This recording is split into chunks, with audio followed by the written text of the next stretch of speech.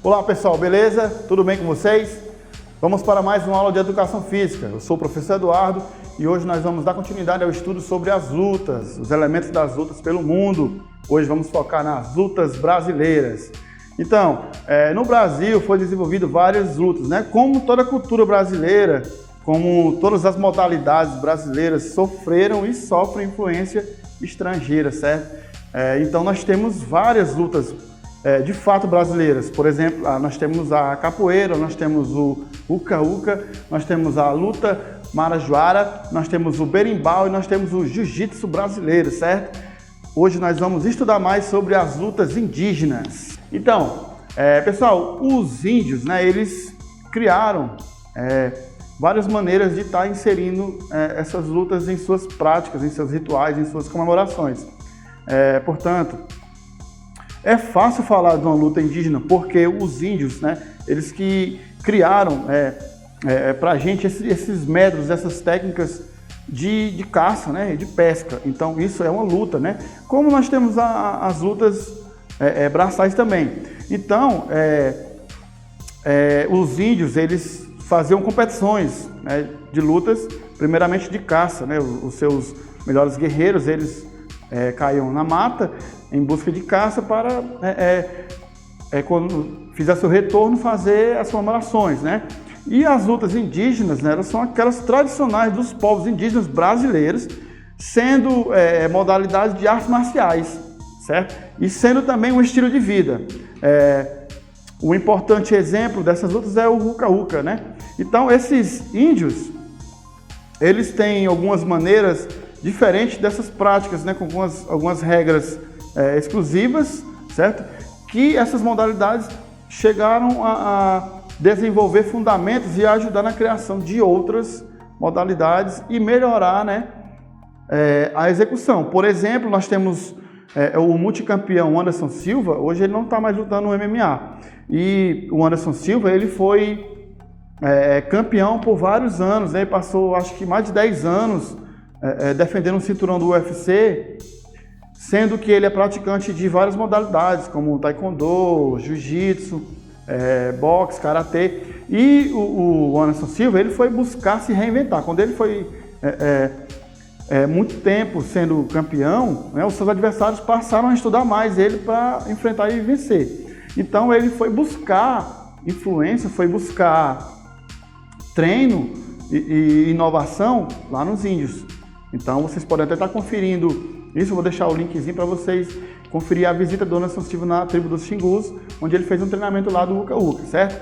Então, as lutas indígenas, elas dão coordenação e elas dão o desenvolvimento para a gente praticar outras, além de suas lutas também com armas. As lutas indígenas, elas são as mais antigas praticadas no Brasil. Então, as lutas, elas têm um papel importante nos ritos e crenças. Como eu falei antes, eles iam à caça e retornavam com a caça para alguma comemoração. As lutas, né, eram reveladas em disputas ritual comemorativa. Às vezes aconteciam essas lutas em alusão ao nascimento, em alusão a uma grande conquista, em alusão à chuva, em alusão a uma colheita, certo? E as lutas indígenas eram praticadas somente por homens, né? Hoje elas já são praticadas por homens e mulheres. E os lutadores, eles pintam o corpo inteiro, né? Em homenagem aos guerreiros, que eles tipo se camuflam como os animais, né? E todas essas partes de lutas, de combate, de caça, eles estão inseridas nos jogos indígenas desde a sua criação. Nós temos várias maneiras dessas lutas acontecer, como também as práticas esportivas, né? Tem um calendário nos jogos indígenas, onde eles seguem, né, um número X de competições, sendo de tiro ao alvo, sendo de lançamento de dardos e também de combates entre os maiores guerreiros das tribos, né? E esse estilo de combate, ele foi criado pelos povos indígenas do Bacairi e os povos do Xingu, que são localizados no estado do Mato Grosso, certo? Muito presente também no Pará. O uca-uca é bastante praticado nessa região e ele representa uma das modalidades dos jogos dos povos indígenas dos jogos em suas competições, que foi criada em 1996. Então, a partir da criação desses jogos, como também os Jogos Olímpicos, né, que a maior força dos Jogos Olímpicos eram as competições das modalidades de lutas. Não foi diferente também com os índios. O Uka-Uka, ele é uma luta corporal que teve início com os oponentes, ela tem início com os oponentes ajoelhados e tem como objetivo levantar o oponente e derrubá-lo, né? Muito parecido com alguns fundamentos do judô, do jiu-jitsu, né? E ele tem que encostar as costas do seu oponente no chão, certo? Sendo que ele não pode desferir socos, nem chutes, nem pontapés. E ela começa quando o dono da luta, né, que é o homem-chefe, o pajé, e ele caminha até o centro da arena, né? Eles formam uma arena lá, um círculo, ficam todos em volta do círculo, e começa a luta quando o homem-chefe, né, que é o pajé, ele chama os oponentes para lutar, né? Então ele é o pajé e também pode ser o guerreiro mais graduado da tribo, certo? Então esses jogos eles são presentes em vários povos, entre eles os xinguanos, os bacairi, os camaiurás e os chavantes, né? Chavantes são os pioneiros também de outras lutas. Como luta ritual, o Uka-Uka ele é praticado durante o Kwairup e possui o simbolismo competitivo. O Kwairup é uma cerimônia intertribal de cunho religioso e social ligada ao mito do herói, certo? Então, o Kwairup ele acontece uma vez por ano, em que celebram-se os mortos, né? E um detalhe, pessoal, é que essas lutas do Uka-Uka e também algumas outras lutas indígenas, elas não têm árbitros, certo? Então, quem conduz a luta é o homem-chefe da tribo, o mais velho, e ele só faz convidar os guerreiros para que eles executem a luta, né? Então ele não vai punir X ou Y. Eles propriamente respeitam as regras, porque tem um código, né, de honra de fazer um jogo limpo, ok? Uma modalidade também indígena é o Ijaçu. Ele é praticado pelos Carajás. Esses guerreiros eles iniciam a luta em pé, né? Diferente do Uka-Uka, que ele começa a luta ajoelhado, né? Então ele começa na luta em pé e agarrado pela cintura, certo? Do adversário e os dois agarrados pela cintura e de pé, ok? Então observem a imagem. O objetivo dessa modalidade é fazer com que o adversário derrube um tronco colocado no meio da área de luta, né? Então é colocado um tronco no meio do círculo, então os dois adversários de pé, agarrados pela cintura, certo?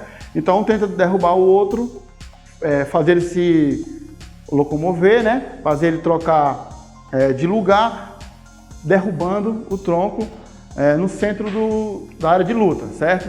Então o atleta, ele vence quando o atleta vence, ele abre os braços e faz uma dança em volta do oponente, imitando uma ave. Por isso que essa modalidade é chamada de Ijaçu, né? Que é o nome de uma ave muito presente lá nos Carajás, certo? Então ela é comum lá, é como se fosse um símbolo dos Carajás. E era praticado como uma modalidade de demonstração, certo? Tipo na abertura dos jogos, encerramento dos jogos indígenas, eles fazem a execução do Ijaçu e também desse ritual, dessa dança imitando a ave. Você já deve ter visto várias menções parecidas em desenhos animados, em filmes, quando eles fazem a dança da chuva, ok, pessoal? Então as lutas indígenas sendo as mais antigas e sendo também as lutas mais influentes que deram ênfase para a gente estar desenvolvendo outras qualidades físicas e também melhorando nossas práticas de outras modalidades. Agora vamos para a parte prática.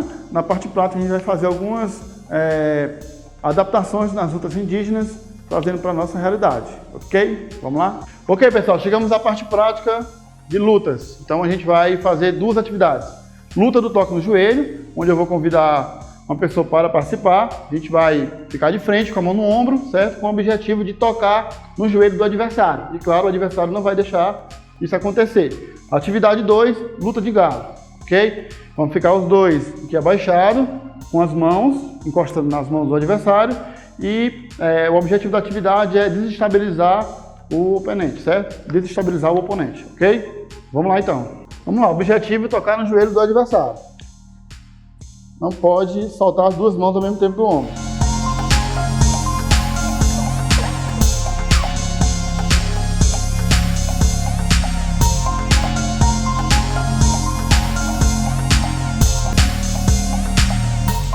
O objetivo aqui é desestabilizar o adversário. Lembrando que eu não vou poder puxar, certo? Só empurrar, ok? Valendo, Fran.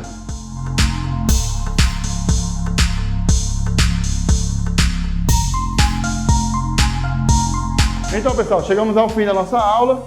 Realizem as atividades práticas, registrem e enviem pra gente, certo? Tem alguns questionamentos na parte teórica. E é isso. Até a próxima aula.